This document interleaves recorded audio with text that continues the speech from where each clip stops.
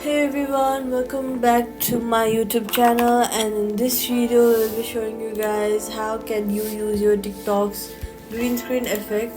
If you guys do not know how can you use your TikTok's green screen effect, you're not alone. This issue is more common than you might think, but don't worry, today I'll be showing you guys how to use your TikTok's green screen effects. What you're gonna do is go ahead and open a TikTok app and then click on this plus button right over here.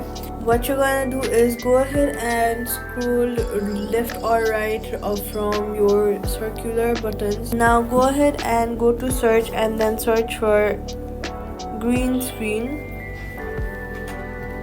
Now what you can do is upload any photo you want just like that, and there you go. This is how you guys can use your green screen effect. Now you can voice over on your video by showing your photo in the background.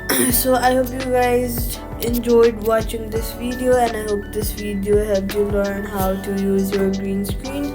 If it did, let me know in the comments. Give this video a thumbs up to help others too, and if you like simple tech fixes like this, consider subscribing for more. Thank you so much for watching, and I'll see you guys in the next one.